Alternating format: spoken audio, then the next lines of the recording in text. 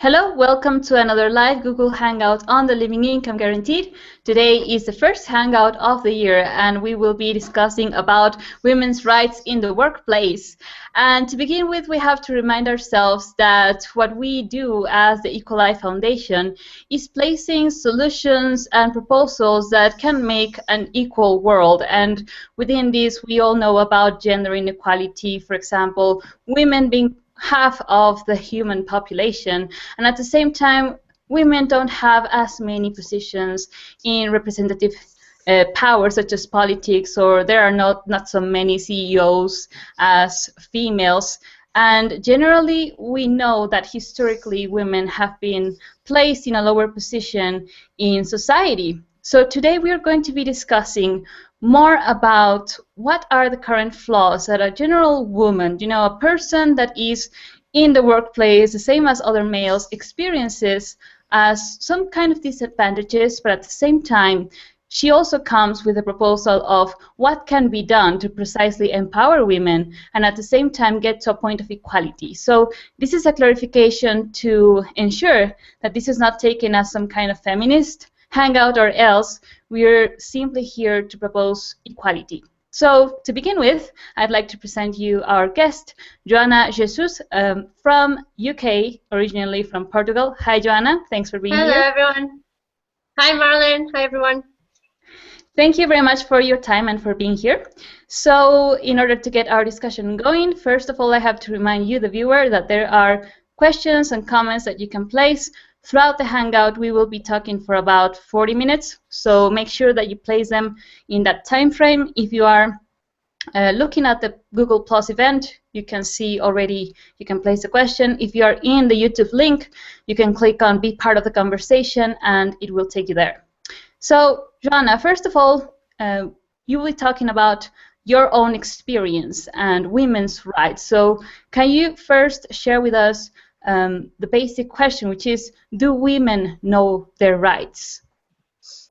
Hi. So, Marlen, it's a very interesting question, and what I find is that in the current system, and I've been working with the last six and a half years, and I noticed that we don't know our rights, and even though we're not to blame, but it's simply not common that you're simply going to pick up a contract, or you're going to actually read the latest laws that are being published. So it's actually not in our culture and in our education to understand what are we entitled, and we mostly know more about our responsibilities rather than rights. And from my experience, what I've noticed, and some people might be able to relate with that, is that we only actually search for the information when we need it, rather than preventing it, so that you know what to prevent or what to do before actually you're going to need that information. So I think that's a bit tricky, and it's not us to blame, but it is something that we definitely need to take responsibility for. In the sense that we as women have been, most of the times, as we were mentioning, relegated to a second term, so to speak, wherein males historically have been the ones that take leadership positions, or the ones that are there to make the living go out and work. But right now, as we all know, this is mostly a thing of the past, so more women are part of the workforce, and they are simply there to equalize the playing field at the same time, which is very necessary if we want to talk about some kind of social evolution, in fact. So what can you tell us or share about even your own experience in terms of career planning and how women's perspective has changed within that, maybe from the usual position in the past of just being a housewife, which is not at all a job that needs to be placed in an inferior position. I mean, we also speak about providing a living income for mothers, for wives that decide to stay at home. But when looking at other options and career and this development of women, how is that going on at the moment? So in regards to career planning, I think I can only speak from my experience, but what I find is that we have an idea of what we want, but we know little about how to get there. And I think that is exactly the how-to that can make a difference. And perhaps because women have less of a past in regards to career planning, or to actually realizing that yes, we are the owners of our own life, and that we can decide upon taking a career in any field we want, and we feel that we have the skills for. We just want to get the skills. So I think there is just that element of knowing how to, and because, as I said, we don't have so much of a path that has been walked, and probably male and men in general, they have more of a tradition of actually passing on the legacy onto another man, like from the same family, or from just the same network, rather than to women. Even though this pattern is being changed, and there are like many women's groups that are being formed, and they are actually becoming very like supportive structures for women to learn from other women, and then to also deconstruct this idea that women are very competitive amongst each other, which is also a case, because especially in the past, where some places were quite limited, then women were more likely to compete with other women and less with men. It's kind of an acceptance that women were less, or will not take that position when they were placing in the same job, like a job role as a male, or when they're trying to go into an interview or something. So I think there has been more of an opening session in terms of opening the discussion and actually gathering women together so that they can learn from each other. But I find that that is not yet something that even companies might promote openly. Like, not all companies do have that tradition or new ways of dealing, which is actually to have mentors, or to bring that responsibility also, not only with women, like women supporting women, but also men. Men have also that responsibility from my perspective. Yes, this is also something that we have to emphasize, that we're talking about the bits here and there that exist as disadvantages, but that ultimately have to be brought to our attention to become aware of them, specifically in a practical mode, because you were mentioning that there are a lot of documents that talk about women's inequality and this gender inequality, but in practicality not so much is talked about. And even if you look in YouTube, there are not so many conversations like this one that explain what happens on the ground, so to speak. So can you share a little bit more with us about how can women stand up, so to speak? How have you done this yourself, for example? So it's funny, because I had to walk this path by myself, and I was quite alone when I found myself in a situation where I needed some help and I didn't know who to ask and how to ask. So I think the first thing I had to do was to ask questions. And I mean, that is a tough call, because you don't want to be perceived as not knowing enough. But when you don't have the information, you surely need to ask. And I think that point of honesty with yourself is really important. Like, if you don't have that piece of information, you're going to find out who has it. It can be HR in the company, or it can be a friend, or you can actually reach out to some more senior level people that might be very willing and happy to support you. So I think breaking down that fear, the fear of asking questions, that's really important. And once you pass that barrier, you also need to listen what other people are saying to you and why they're saying to you, because they have walked that path before.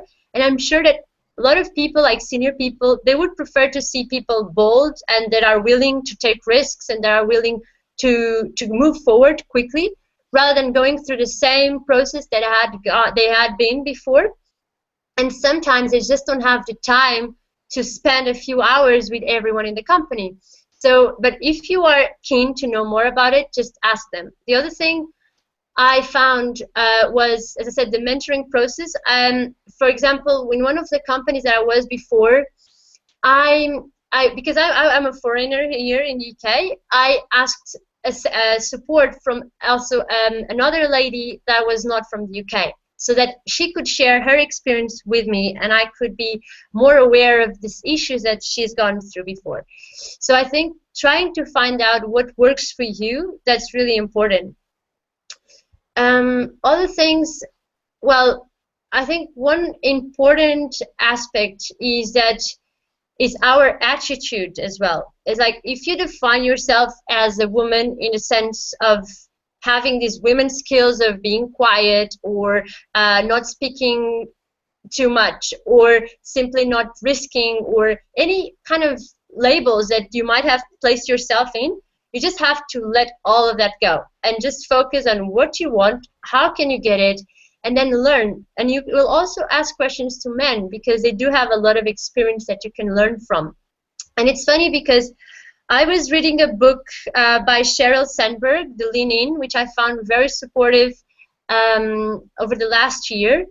And she was actually talking about her experience when she was being hired for Facebook. And one of the examples she gives in this book, and it's actually on page 46 if someone has this book or is willing to get it, she talks about her experience of facing the negotiation process when she was to get hired by Facebook. And at the beginning, in the beginning, she wasn't keen to negotiate at all. Like she was more like she was so happy to have that job offer that she was just going to accept it. But then her brother just said to her, like, why? And actually he asked you, why are you going to make less than what men will do for the same job? So it's also our own position. And in that sense, there is no one to blame. You cannot blame men for being perhaps more proactive than you because you know how to be proactive. You have that within you. It's just maybe not trained enough or you just don't know what to say. But that doesn't mean you're not able to. So I think that point, I became much more aware of that when I went through the situation where you have some space and you have some you have negotiation power. Basically, you can actually, if you know the value, if you can recognize the skills you've got, and for that you might have to ask assistance to a mentor to allow you to see how good you are at this, or how like any skills that you may have that you simply accepted as who you are, so you don't even see that as an added value to your own person. And so if you're able to negotiate that, then you would be much happier, and then also you will be recognized for how much you're worth, basically. And those are certain skills that I would recommend people to search a little bit more and to get themselves prepared for. So when you go out there, either to speak with someone or to a job interview, just see, for example, how male do it, and then try to do it yourself. And obviously you're not going to imitate, you're not going to copy, but you're going to train yourself to get those skills, even though you're not being educated before about it. Yes, what I like about what you're mentioning is that it's more like getting the obstacles away from the road, from genuinely qualifying yourself for a job, for example, based on your skills, on who you are and what you're worth as a person, just as another male or female for that matter. And so not placing the gender inequality as an immediate obstacle to get, for example, equal remuneration just for the work that you do. So that is part of what is very common right now, and that it still exists, income disparity between males and females, which, I mean, we're in the 21st century, we're supposed to be very advanced civilization, but we still have that disparity. What's your comment on this? Well, that's a great question, and I'm sure a lot of people wonder about it, especially when they come to a situation where they find out that a colleague earns more than them for the same role, which is not a nice situation to be in. And then you will actually devalue yourself without you shouldn't do it because you're not defined by the numbers in your paycheck. However, when we talk about money and remuneration, there are many things to consider. From my perspective, I think that not all managers, when they're hiring someone, they take into consideration how, everyone's salaries. So they have a bracket that they can play with depending on how the negotiation goes, and then you can get more or less based on how you negotiate, how do you basically sell yourself. However, at the same time, and this is not to blame managers for that. I mean, obviously they should know the situation they are and to comply with the rules of equal payment and not discrimination.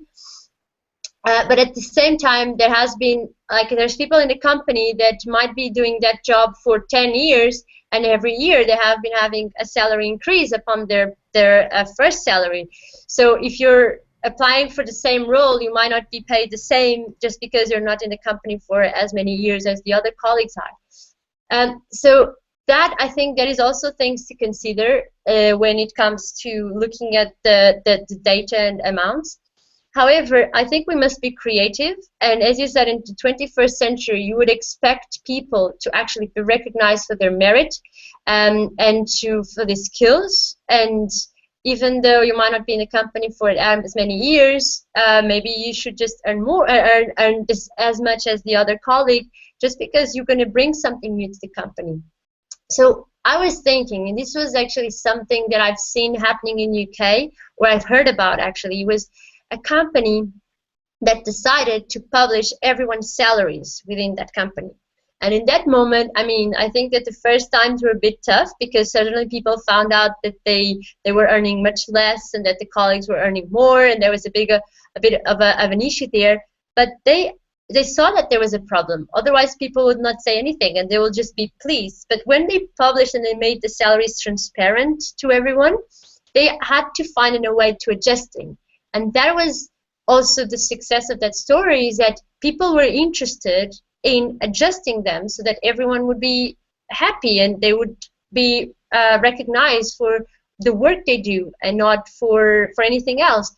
So perhaps that would be something that I was expecting, that more companies would follow that, where you have this transparent and you know that if you're going to be hired for that job, this is how much you're going to get. And then if you want to earn more, you just see, okay, I want to earn this much. So what skills do I need to get in order to reach that other role that I know that is going to get there? So this kind of transparency in a company, I think that would clarify a lot of issues and would make people more focused in what they do and less concerned about how much they earn. Yes, I fully agree with that policy of transparency in terms of showing to everyone what everyone is earning, because that will also give props to the corporation themselves. I mean, there's a large movement for all things transparency, so if we really want to push that kind of movement also in corporations, to rather focus on how to make everyone aware of each other, and to, as we were mentioning before, we do like supporting each other as individuals, and even more so in the workplace. It becomes like your second home at the same time. So the same way that you create rules of transparency and responsibility in your house, the same should happen in workplace. And also it would come along with enhancing the labor conditions and enhancing this kind of agreements that can be done, so that there is not even that kind of harsh competition that also men and females, of course, go through in order to get the bigger pie, so to speak, but rather being aware of, okay, I need this kind of skills to get this higher wage, and that would be definitely like a way to enhance how competition takes place in the workplace. So I'd like to go through some questions that we have here. So if you're up for it, I will have to remind everyone else watching there's open questions and comments that you can place in. So let's go through the first one. It says by Niklas Needle, something that needs to be mentioned is that about 90% of all workplace deaths and accidents happen to men, and the gender wage gap has been debunked numerous times, one of the factors being that women work about 85% of a man's work week. So would you like to go commenting through them, because there's quite a lot of them?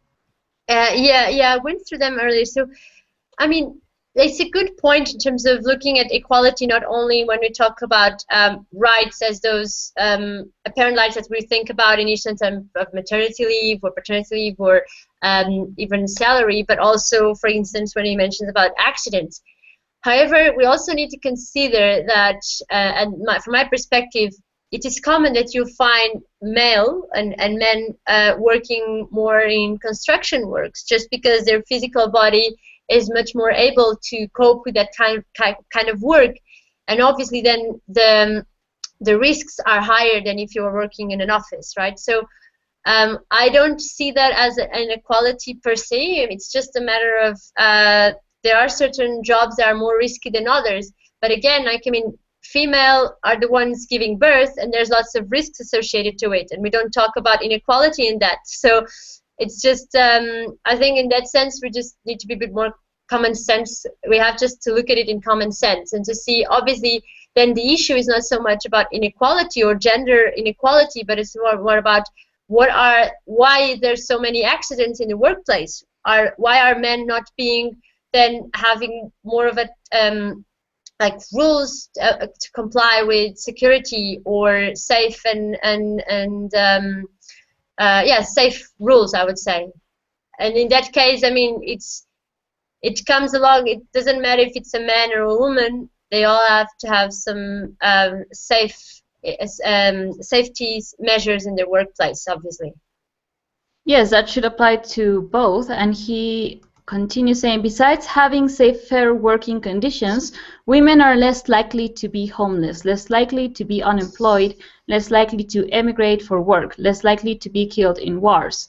This is something that I'd like to comment on, because it is so that mostly males are the ones that have to go there, for example, the ones that immigrate and do the money and then give it back to their families back home. But then we have also discussed many times about immigration and how, for example, the provision of a living income would prevent this kind of thing. So once again, if we only focus on the consequential outflows wherein, yes, the male as the bread giver, as the position that has taken throughout history, it very much still exists the same way that women have been relegated to an inferior position. So in this, unfortunately, until we don't create this kind of equal provision of a living income, for example, for both males and females, then we will still see this kind of consequences, which are unfortunate, of course, and we don't want anyone to go to war. We also have a proposition for precisely eradicating having to go to war by rather focusing on not only diplomacy, but using the money in a way to revive your economy at home instead of through war. So there are solutions that have to be looked at in terms of not focusing on the aftermath of the consequential outflows, and rather look at the source of the problem in this case. What's your take on this, Joana?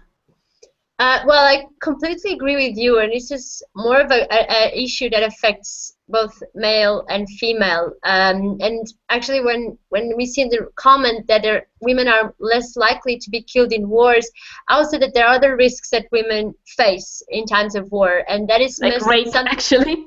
Yes, and even male are also affected by it. But yes, indeed, women, and there has been a big campaign last year in the UK about like women and facing wars and all those things that are not so talked about, especially when it comes to celebrating war and victory, and actually the opposite happens for those people that are in the countries there. So even though male will be killed in combat, then women, what's going to happen, they're going to face that for the rest of their lives, because they lost all their families, or they simply lost their lives even though they were alive. So I think there's much more to consider there, and I don't see it as inequality. I think risks happen to both genders, and when we think about solution, it's for both as well. Yes, risks are for both, and if you look at also what happens to children, then that could be another topic in itself. So this is definitely focusing about how to eradicate, in this case, war, or having to immigrate to get money to live, which is all consequential outflow of, first of all, not giving to everyone the right to live in dignity. We have another one. Oops. Yeah, go for it. I was just saying that what I notice nowadays, I have been actually meeting many women that they were the ones leaving their countries to start again. So I don't see that so much. I think the trend is actually changing, where women are the ones now deciding, well, I want to live better. So they emigrate with their children, or some of them separate from the children. So there is like new trends going on, also applying to women. Yes, and also the war refugees, of course, which is another topic. And if someone wants to come and share about it, because it's not only about males being the ones on the front line, so to speak, but also these women that have to leave their houses, as well as war refugees, as many countries are now facing in Europe, actually, from the Syrian war and other wars. So let's get to the other one. He's saying, are there areas where men are privileged? Sure, but if we are to talk about women's rights, we also need to talk about men's rights. I recommend reading equity feminist Christina Hoff Sommers for some more information. So what's your perspective on this? Well, I haven't read any articles or books by Christina Sommers, so that's a good take. We can definitely look at it. And yes, Nicholas, I think we need to actually, when you talk about rights, it's no longer about women's rights or men's rights. But at the same time, I noticed that there seems to be, we have to start somewhere, right? So if we start by looking at some rights that are not yet being completely lived, and that is the case for women, then male will be the ones also saying, but wait a second, we also, even though we have these rights written, we're not being fulfilled by it. So in the end of the day, when rights are not being fully given to people, perhaps now women are the ones actually saying, wait a second, we don't want this from happening, and male are a bit more comfortable in their lives, I would say. But in the end of the day, I think in both cases it must be reviewed, and there are many situations, not at the work but in society itself. I mean, there are many cases that, for example, as you were saying before, men should not be homeless. I mean, there's no reason for men to be less privileged than women, for example. So we need to start somewhere, and it seems that there has been more of a trend to look at what has not yet been achieved by women. And so we try to equalize that, and then eventually we'll be able to say, okay, right now we actually need to go to the next level, which is everyone. I agree with that. And he is saying also, how come when we talk about gender equality in general, or as in this case in relation to work, we only focus on instances where women are privileged? And here I would say that it would be great if you can clarify about these examples where women are privileged. That's not as clear to me. What's your take, Joanna?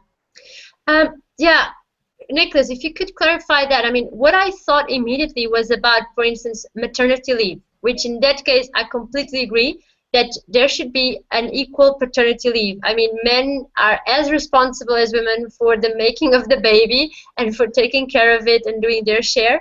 I know that in the Nordics, and you are from Sweden, I think, so you know that there is more of an awareness there, and male can take 6 months and women 6 months, and they both have the shared responsibility of the maternity leave, and it's not only for female, it's also for the parents, for the fathers.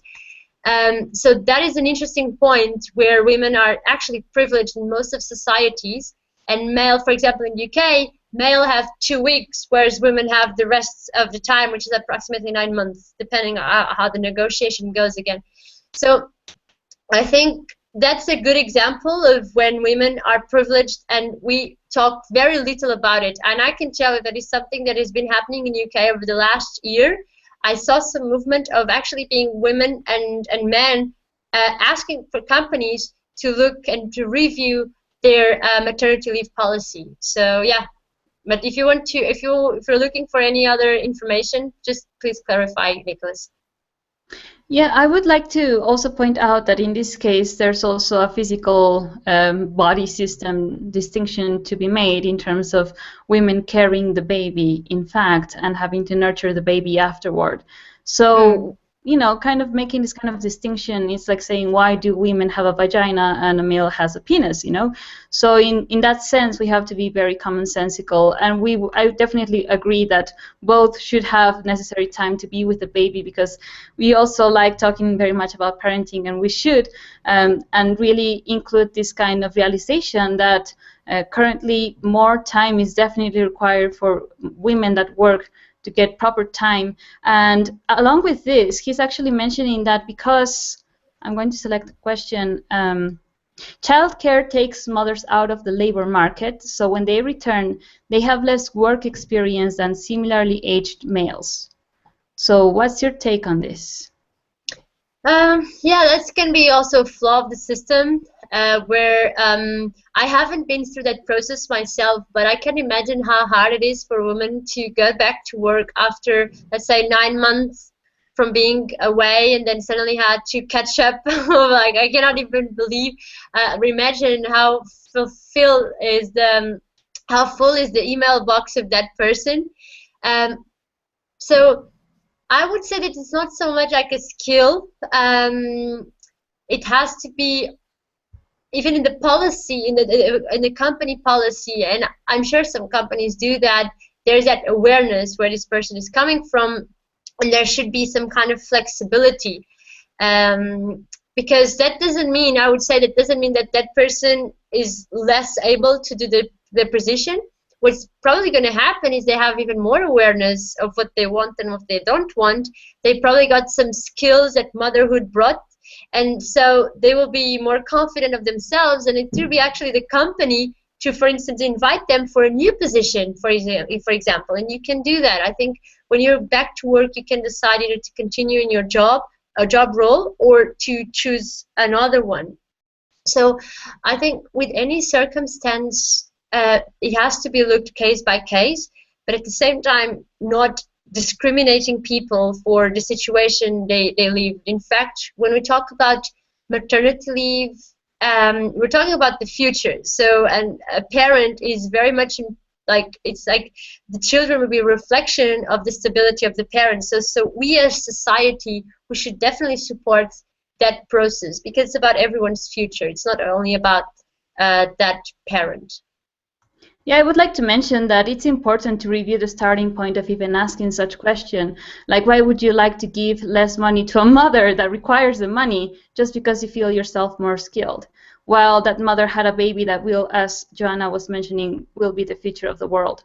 So in this case, we don't have to look at, oh, you know, that woman left their work, they should earn less, but rather look at, wow, that woman is raising a child. It is not an easy job at all. And we have proof of that with every single woman that has had a child, and the challenges that it brings, and the amount of money that is also very much required with all of the high prices that it takes to get to be a parent. And not only that, but also many women that are very career wanting to escalate in their career. Sometimes the fact that they have to make the decision to have a child implies having to make that decision to maybe not go further in their career choice, for example, or in their position. But that is something that everyone has the right to make, and it shouldn't really diminish the amount of money that they make because of that. So yeah, that's something to consider.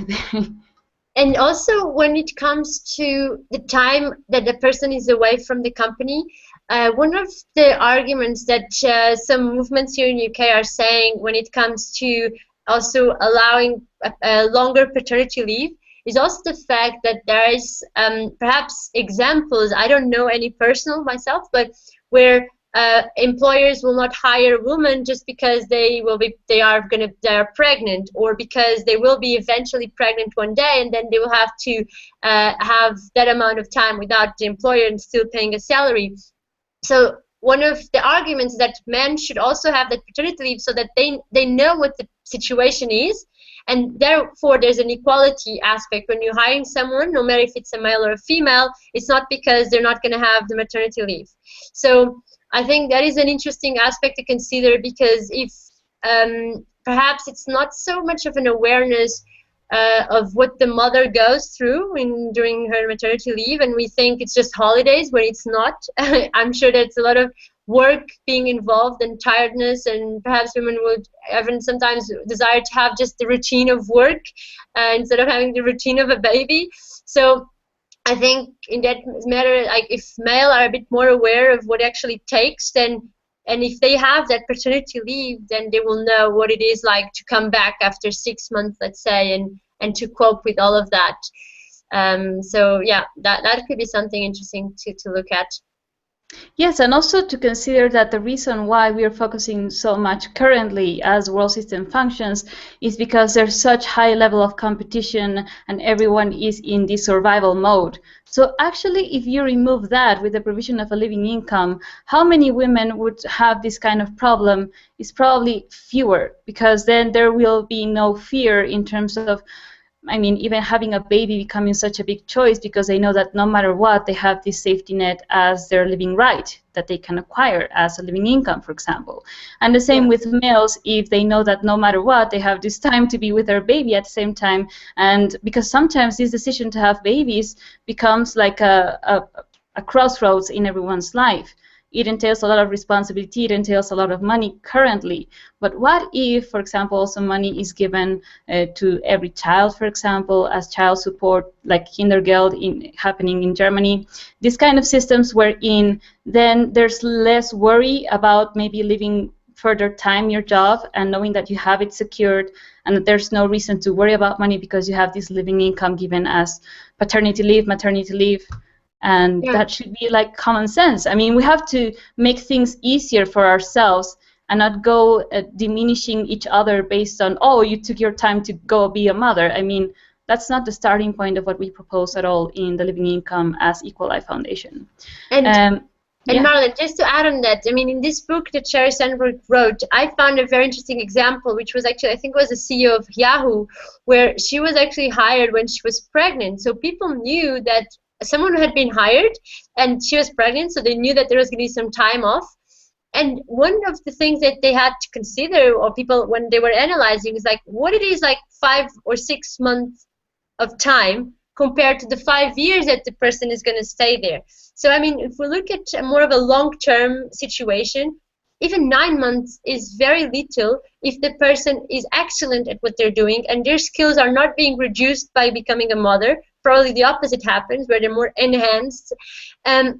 So I think we have to have this long-term vision. And if you really want that type of person in that role, it's not going to be parenting that is going to change that, and just look ahead and see how much time that person is going to dedicate to the company.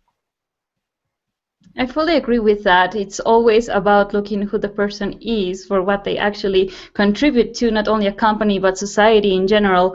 And parents do learn quite a lot. So that can be another discussion in itself. We don't want to divert from it. He's saying that the question was placed incorrectly. The original one was, how come when we talk about gender equality in general, or as in this case in relation to work, we only focus on instances where men are privileged? Okay, it makes sense. And I think, Nicholas, I think we looked at also when men are not privileged, which is the case of the paternity leave, at least in this Western society. Okay, so we have some other question. This is from Raimir. He's saying there are many laws to catch women if they make a mistake. We will not allow them to hit bottom as easily as we let men hit bottom. We have been stripping women from responsibility, and returning it to them is required for equal rights to both genders. I agree. I mean, we're all about equality, and if there are any way in which either one is made as or have more permissions to do something that the other cannot, and this is besides the maternity point, which is merely physical, I mean, equal responsibility should exist. What's your take, Joana? Yeah, absolutely. I think when it comes to laws, okay, we can definitely learn from what has been done in the past, so we can avoid certain mistakes, and perhaps the perception that being too hard. So in that case, I think when rules are made and policies are made, it has to be made in common sense, where both genders participate in its creation. And yeah, like we're not, and to not blame if it was men that was before privilege and now they're no longer, and now it's women. I think what we have to think about in society is how can we reach our fullest potential as a woman or as a man, and how can we as society become the best that we can be. So, and laws should be made based upon that. Absolutely, and this is all about what we propose. We don't want to, and we clarify once again, it's not about women's supremacy or else. I definitely disagree quite a lot with very feminist movements and all of these that try to ponder women above males. No, that's not. That's not at all our point. It is simply about pointing out the existent flaws. And with this, I'd like to very much ask Niklas and Reimar or anyone else that is watching to come here with us and share more about these experiences, because if you've faced it yourself, if you're more aware of this, it is definitely our point to become aware of also this inequality that exists toward males, if necessary, and so we can equalize that aspect as well. So, Joana, we're about to finalize the Hangout. Thanks for sharing a lot about your personal skills and suggestions and tricks, so to speak. So, if you have any further last questions, please share them now. I just see the Jorgen's comment that came through. Okay, he's saying, thanks, ladies. You answered with poise and common sense. I suggest that you should do another Hangout on this topic because of all controversy. I'd like very much to have a male inequality Hangout, so I just asked Niklas if you can come on to the Hangout. That would be great. Anyone else that is up for it? I'd very much like to discuss it. I'm all about giving equal opportunity to everyone and not make this a feminist Hangout or anything like that. So definitely, I mean, it would be very cool now to get the male's perspective. And Marlen, and you know, what I was thinking is that actually we should redefine what rights are, even what women's rights or men's rights are, and what feminist is, because there has been so much. The controversy is mainly based on what people perceive to be. So even as feminists, there's like radicalism, but there's also the fact that there are issues to be thought about, and we cannot hide it. It's just some of them are so obvious that it just needs to be spoken. And for that matter, it's like sometimes we need to talk about, okay, if there's an issue, yes, we must talk about it. And if comes to the point of we seeing that there's actually a gender situation, we should also consider it and not look at that as being controversial. It's just something that needs to be talked about. So that's also interesting that this point came up where we got comments from men when in fact we do see that there are issues that also men should talk about it, and maybe they are kind of pushed back because there isn't like a male movement. So maybe you should just start one and see what the problems are and bring them. So that's because when we talk about empowerment, it's not only women empowerment, it's everyone's empowerment, like for them to be able to make their point, especially if it's valid, obviously. Of course, and this is something that we have to focus on, how to equalize ourselves, how to not create any further disparity, and it begins also with what we propose. The living income is something that is given to everyone, males and females equally. There's no discrimination on that side, and ultimately we do see that this can by default and de facto actually diminish or ameliorate these kind of problems, because if you have a job, for example, you will get double the living income. That means that no matter if you're male or female, the corporation or the business will have to pay you that amount of money because you're not getting the living income. But if you decide to be a mother, if you decide to be a woman that likes doing something that is not as profitable, then males or females can do that and get the living income and live their lives in a successful manner at the same time. So we have to sometimes really remind ourselves that the point is real equality, and that begins with money equality, giving to everyone the necessary to live in dignity. So we have a last comment from Raimir. There is the MRM and MGTOW movements. You know them?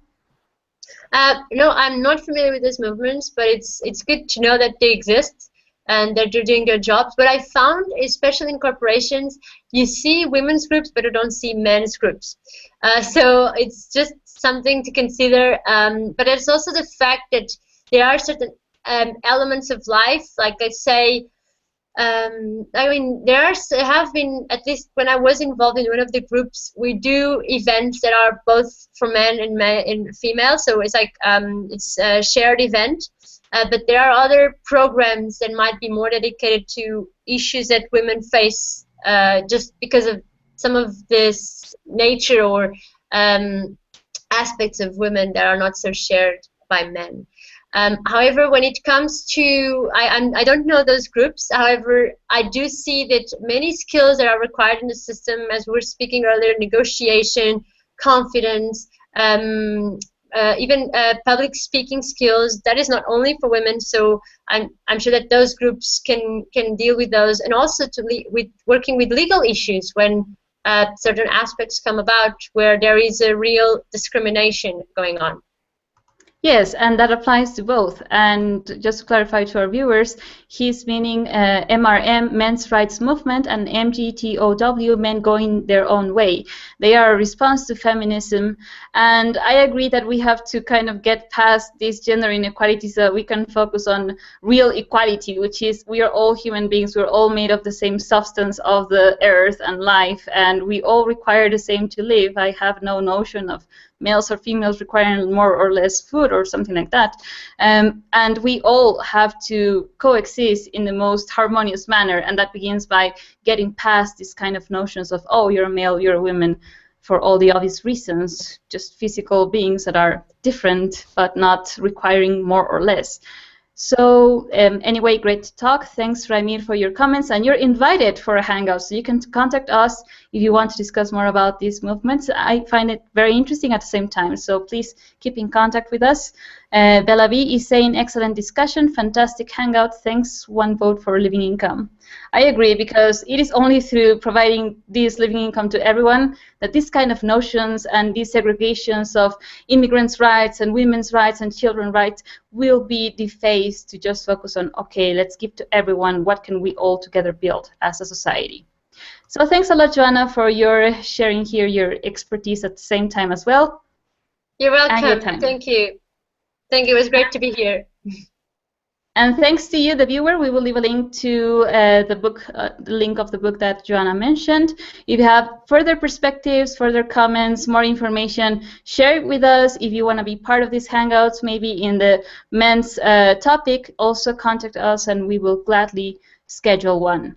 So see you next time. Bye, Joana. Bye, Marlen. Bye, everyone.